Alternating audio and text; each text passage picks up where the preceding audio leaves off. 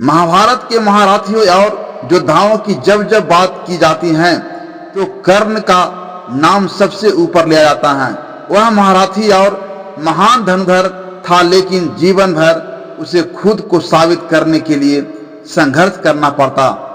जन्म और जाति के साथ साथ उसे योद्धा के तौर पर वह सम्मान नहीं मिला जिसका वह अधिकार था, लेकिन उसके पीछे कर्ण का पूर्व जन्म भी काफी हद तक जिम्मेदार था। दोस्तों, आज की इस वीडियो में हम आपको कर्ण और अर्जुन भगवान श्री कृष्ण के पूर्व जन्म से जुड़ी एक कथा के बारे में बताएंगे, इसलिए इस वीडियो के अंत तक जरूर बने रहें। यह कहानी नेत्रा युग की है।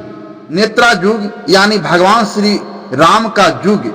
इस युग के अंत से थोड़े समय पहले एक बहुत ही ताकतवर राक्षस हुआ करता था जिसका नाम था दंभूतभवः। यह राक्षस तो जरूर था, लेकिन उस समय उसकी बुराई ज्यादा फैली हुई नहीं थी। वह सूर्य का बहुत बड़ा भक्त था। वह जिंदगी में केवल यह चाहता था कि वह अमर बन जाए। इसी इच्छा के साथ उसने भगवान सूर्य की कठोर तपस्या शुरू कर दी। वह काफी सालों तक भगवान सूर्य की कठोर तपस्या करता रहा और कई सालों के बाद आखिर वह समय आ गया जब भगवान सूर्य उस पर प्रसन्न हो गए और उसको दर्शन देकर बोले कि तुम्हें क्या वरदान चाहिए, मैं तुमसे बहुत ज्यादा खुश हूँ। तब दंभूतभवः ने सूर्य भगवान से कहा कि हे भगवान, मेरी तो केवल एक ही इच्छा है कि मैं अमर बन जाऊं। यह सुनकर भगवान सूर्य ने उसे तुरंत मना कर दिया और कहा कि अमृता का वरदान मैं तुम्हें नहीं दे सकता। दुनिया में जो भी पैदा हुआ है उसकी मृत्यु निश्चित है, फिर मैं तुम्हें अमर कैसे बना सकता हूँ। भगवान सूर्य की यह बात सुनकर बहुत ज्यादा दुखी हुआ, लेकिन तुरंत उसने सोचा कि क्यों ना मैं भगवान से ऐसा वरदान मांग लूं जो अमृता का ना हो, लेकिन सीधे सीधे अमृता के बराबर हो। तो उसने भगवान सूर्य से कहा, हे सूर्यदेव, आप मुझे अमर होने का वरदान नहीं दे सकते, लेकिन मुझे यह वरदान तो दे सकते हैं कि मेरे शरीर में आप 1000 कवच लगा दे, ऐसे कवच जो इस दुनिया की सबसे ज्यादा ताकतवर ढाल हो, और हर एक कवच को निकालने के लिए एक मनुष्य को कम से कम 1000 साल तक मुझसे लड़ाई करनी पड़े, और जैसे ही 1000 साल हो जाए और वह कवच को निकाले, ठीक उसी समय उसकी मृत्यु हो जाए। भगवान सूर्य यह सुनकर सोच में पड़ गए। उन्होंने सोचा कि यह वरदान तो कहीं ना कहीं अमृता के बराबर ही है, लेकिन भगवान सूर्य को वरदान तो देना ही था। फलस्वरूप वरदान में दिए यह 1000 साल कवच उसके शरीर में ऐसे जुड़ गए कि उससे युद्ध लड़ना बिल्कुल असंभव था। भगवान सूर्य ने उसको वरदान दिया और अपने साथ अपने चले गए। इस वरदान के साथ दंभूतभवः में घमंड आ गया और वह इस शक्ति का दुरुपयोग करने लगा। अब वह पूरी तरह से राक्षस बन गया था और वह सभी पर अत्याचार करने लगा। ऐसा काफी समय तक चलता रहा। दुनिया में जितने भी प्राणी थे सब यही प्रार्थना कर रहे थे कि इसकी मृत्यु कैसे भी करके हो जाए। एक तरफ तो इसका अत्याचार चल ही रहा था, दूसरी तरफ जो राजा दक्ष थे उनकी एक बेटी थी जिसका नाम था मूर्ति। मूर्ति की शादी भगवान ब्रह्मा के एक मानस पुत्र के साथ हुई, और जब मूर्ति की शादी हुई तो उसने देखा कि पृथ्वी पर बहुत अत्याचार हो रहा है और यह राक्षस तो लोगों के साथ बहुत ही क्रूरता कर रहा है। दंभूतभवः का नाम 1000 कवच मिलने के बाद सहरसा कवच हो गया था। सहरसा कवच के अंत की इच्छा लिए मूर्ति भगवान विष्णु की तपस्या करने लगी, और आखिरकार वह दिन आ ही गया जब भगवान विष्णु ने उसे दर्शन दिए। भगवान ने उससे कहा कि मैं भली भांति जानता हूं कि तुम किस लिए तपस्या कर रही हो, फिर भी तुम बताओ कि तुम्हारी क्या इच्छा है जो मैं पूरी कर सकता हूं। तब मूर्ति ने कहा कि प्रभु, मैं चाहता हूं कि जो सहरसा कवच है उसकी मृत्यु हो जाए। प्रभु ने कहा, मैं तुम्हें वरदान देता हूं कि उसकी मृत्यु के लिए केवल तुम ही जिम्मेदार होगी, यानी केवल तुम्हारी वजह से ही उसका वध होगा। यह कहकर भगवान विलीन हो गए। मूर्ति यह सब सुनकर बहुत खुश हो गई। कुछ सालों बाद मूर्ति के 2 जुड़वा बेटे हुए, नर और नारायण। माना जाता था कि नर और नारायण भले ही 2 शरीर थे, लेकिन उनकी आत्माएं एक ही थी।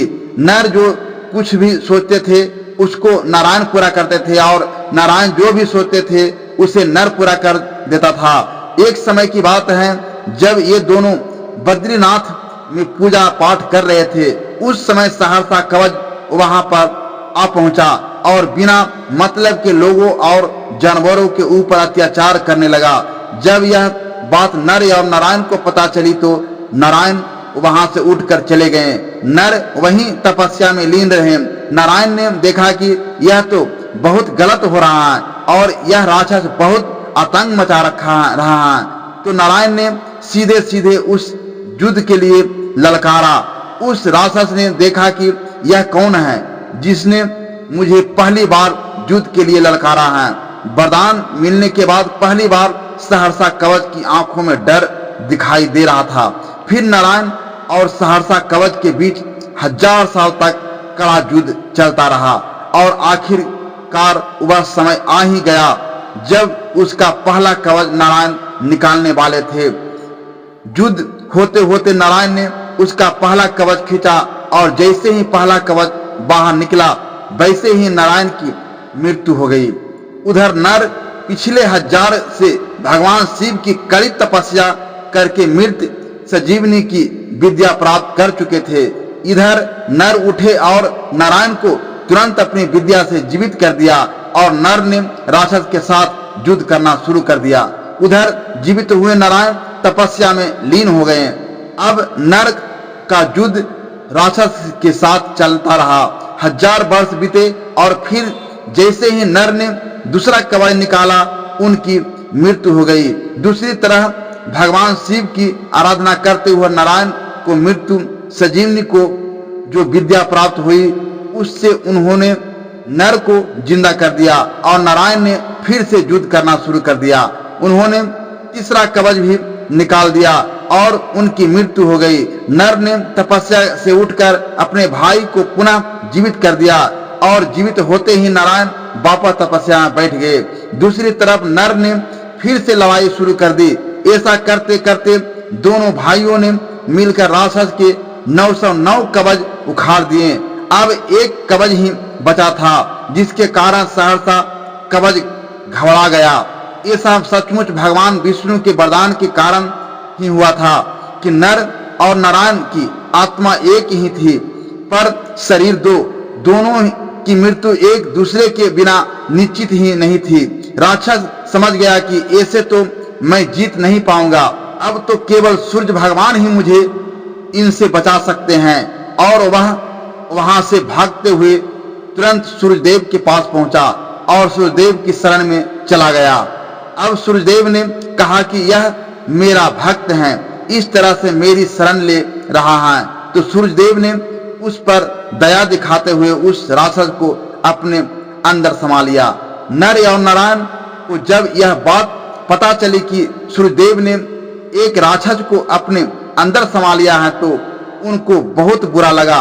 पहले तो वे बोले कि हमें राक्षस लौटा दीजिए और उसका अंत करना पृथ्वी की भलाई के लिए बहुत जरूरी है। भगवान सूर्य बोले कि इस तरह मैं अपने शरण में आए भक्त को मौत के मुंह में नहीं दे सकता हूं, मैं उसे नहीं लौटाऊंगा। तब नर और नारायण ने क्रोध में आकर भगवान सूर्य को उस पर श्राप दिया। जिस समय उनके अंदर वह राक्षस था उन्होंने श्राप दिया कि आपकी इसी भूल, इसी गलती के कारण आपका जन्म इंसान के रूप में होगा।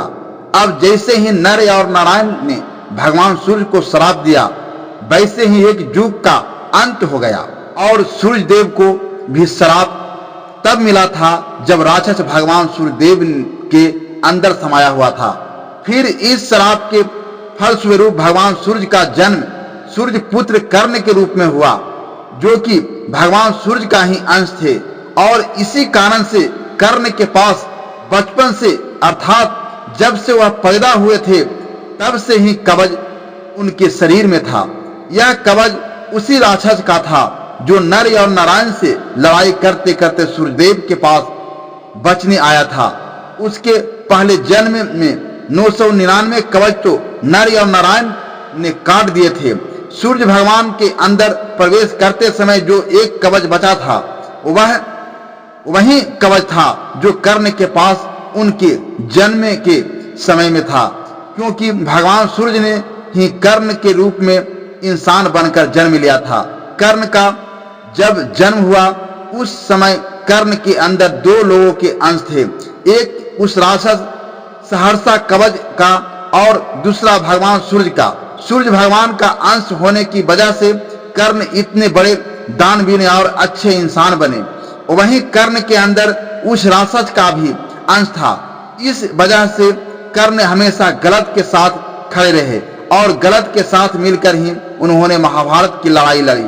जिस तरह सूर्य भगवान का अगला जन्म कर्ण के रूप में हुआ, उसी तरह नर और नारायण का अगला जन्म भी इंसान के रूप में हुआ।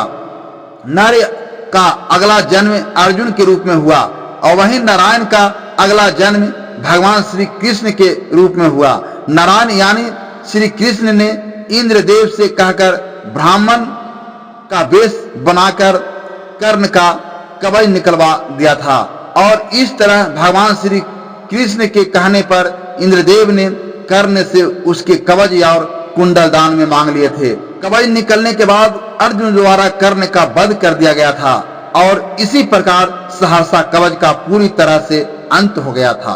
दोस्तों, यह जानकारी आपको कैसी लगी हमें कमेंट बॉक्स में जरूर बताइएगा। अगर यह वीडियो आपको अच्छा लगा हो तो हमारे वीडियो को लाइक शेयर अवश्य करें, और इस तरह की नई नई जानकारी लेने के लिए हमारे चैनल पर नए हैं तो हमारे चैनल को सब्सक्राइब जरूर कीजिएगा। धन्यवाद।